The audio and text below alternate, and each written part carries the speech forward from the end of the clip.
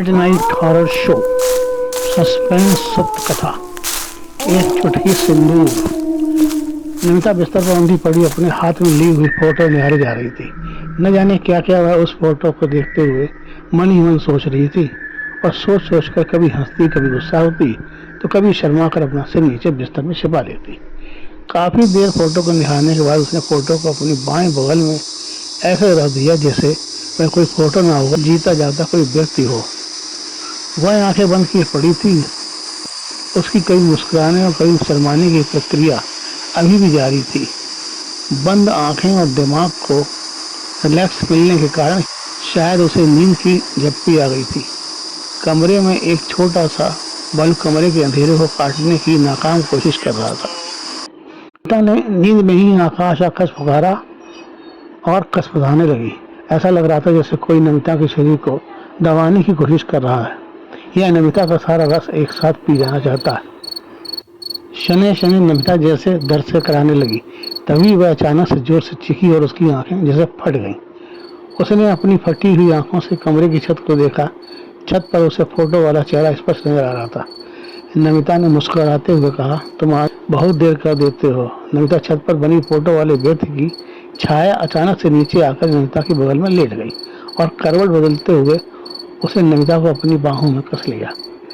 नमिता को जैसे उसी का इंतजार था। वह उसका साथ देती हुई दो दिल एक जान हो गए।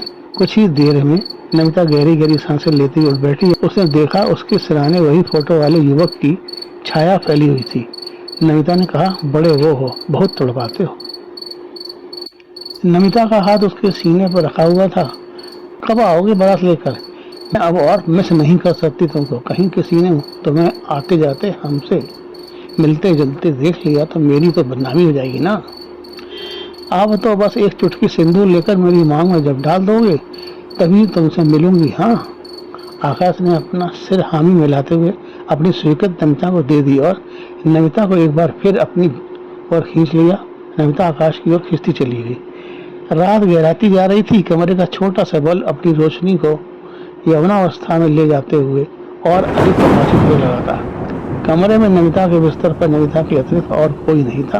बस उसकी बगल में एक और आकाश की फोटो रखी हुई थी। सब कुछ शांत था। तभी कमरे की खिड़की के दरवाजे ऐसे किसी ने बाहर से जोरदार धक्का देकर खोल दिया। खिड़की के दरवाजे पर लगा शीशा क्रैक होकर खिड़की से निकलकर जमीन पर गिर गया और चकनाचूर हो गया। शीशा टूटने की आवाज से नमिता की नींद टूटी। उसने आंखें खोलकर देखा। कमरे में तेज हवाओं के साथ धूल ही धूल छाई हुई थी। नमिता ने उठकर खिड़की के पास आकर बाहर देखा। बाहर तेज आंधी चल रही थी।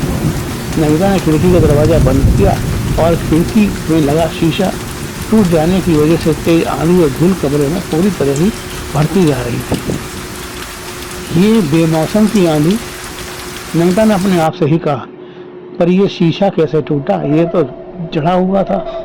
उसने कमरे में इधर देखा। शायद वह कुछ ढूंढ रही थी कि कोई चीज खिड़की पर लगा दे जिससे खिड़की बंद हो जाए और कमरे में धूल ना आ सके। लेकिन उसे कुछ समझ नहीं आया और वह फिर से अपने बिस्तर पर आकर लेट गई। कमरे में जल रहा छोटा सा बल्ब अब उसकी आंखों में खटक रहा था। वह फिर से उठी और बल्ब का स्विच बंद करके फिर से अपने बिस्तर पर लेट गई। लेटते ही उसने अपनी आंखें बंद कर ली। बंद आंखों से ही उसने देखा कि आकाश उसके सामने खड़ा है। नमिता ने आंखें खोलकर देखा। आश्चर्य से पूछा, आकाश, तुम इस तूफानी रात में यहाँ? पूछते हुए नमिता बिस्तर से उठकर बैठ गई। आकाश बोला, क्यों? क्या नहीं आना चाहिए था मुझे यहाँ? नहीं नहीं, ऐसी कोई बात नहीं है। आओ बैठो ना। मैं तो तुम्हारे बारे में ही सोच रही थी कि तुम कब आओगे और मेरी सोनी मांग में चुटकी सिंदूर की डालकर मुझे यहाँ से ले जाओगे।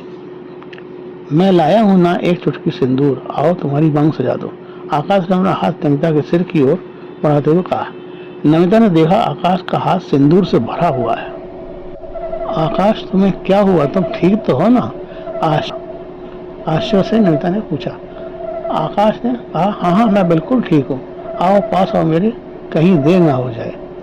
नमिता उठी और कमरे की लाइट ऑन कर दी। नमिता ने देखा बिस्तर पर चुटकी सिंदूर फैला पड़ा है। जिसे देखकर नमिता चौंकते हुए बोली, आकाश, तुम कहाँ हो? क्या हुआ तुम्हें? तभी नमिता के कानों में आकाश की आवाज आई, अब तो देर हो गई। नमिता एक चुटकी सिंदूर अब बिखर चुका है। नमिता जोर से चीखी नहीं। तूफानी तेज हवा में नमिता की चीख लहराती हुई आकाश में उड़ गई। दोस्तों, क्या आकाश बढ़ चुका था? क्या आकाश की आत्मा नमिता को पाने के लिए अभी भी भटक रही थी? अपना सही जवाब कमेंट बॉक्स में लिख दें और पाएं एक आकर्षक इनाम मिडनाइट शो की ओर से। और हाँ, अगर आपने चैनल को सब्सक्राइब नहीं किया है तो अभी सब्सक्राइब कर लें, जैसे अगली स्टोरी जैसे ही हम प्रकाशित करेंगे वह आप तक तुरंत पहुंच सके। जी हाँ दोस्तों, सब्सक्राइब के साथ वाले बेल बटन को भी दबा दें तो मज़ा आ जाएगा। पुनः मिलेंगे। नमस्कार।